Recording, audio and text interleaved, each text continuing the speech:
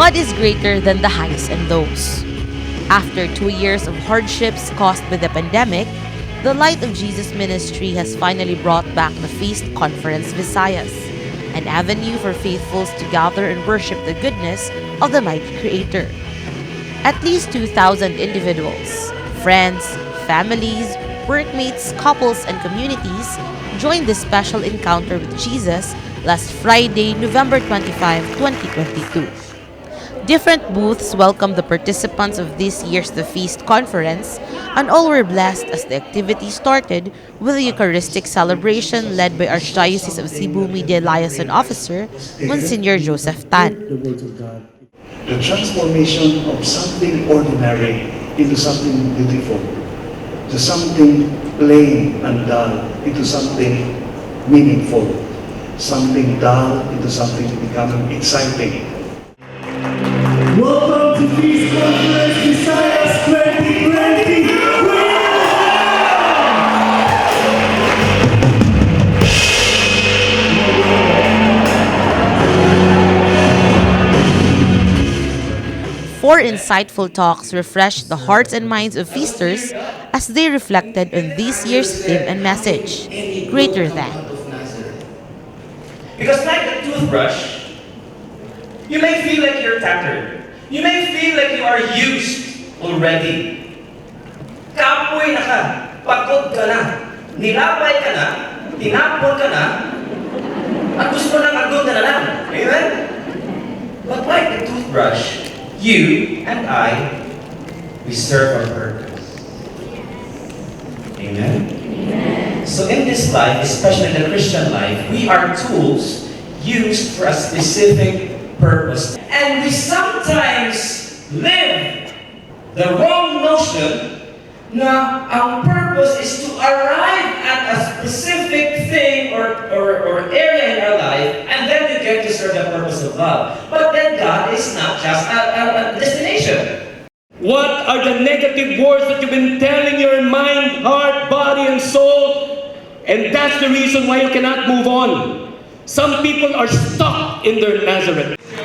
Shama event that in this place will your success begin.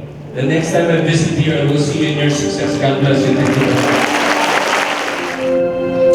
Friends, when we see ourselves as God sees us, it exalts us without inflating us and humbles us without humiliating us.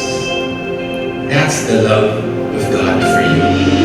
And I thank you for choosing me. As the conference came to an end, motivational speaker and author Brother Bo Sanchez delved into the importance of doing great things even in our ordinary lives.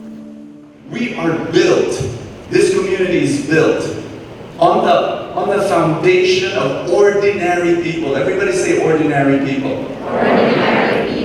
Today I want to preach the message, God is in your life. Can everybody say that God is in your life? God is in your life. Put your hands over your chest. Everybody say this with me. God is in my life.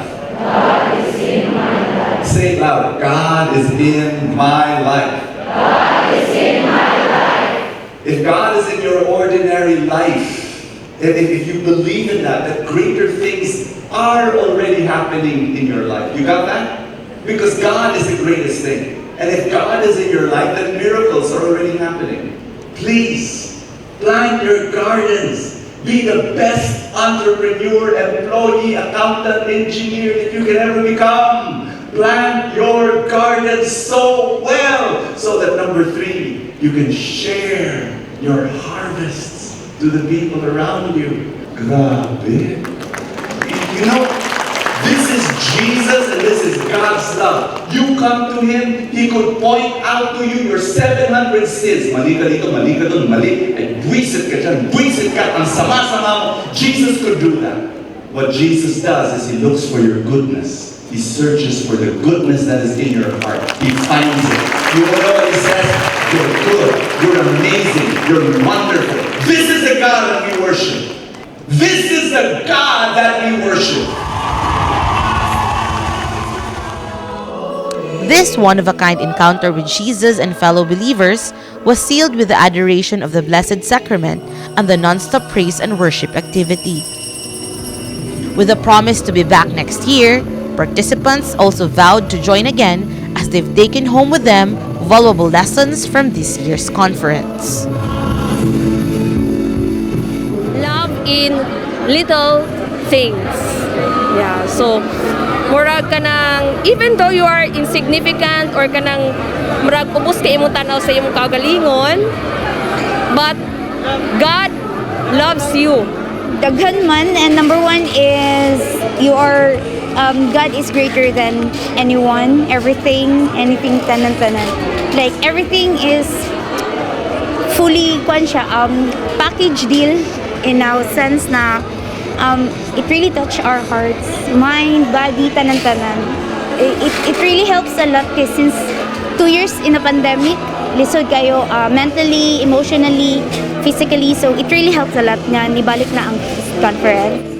Greatest takeaway is to have God in your ordinary days and in your ordinary lives.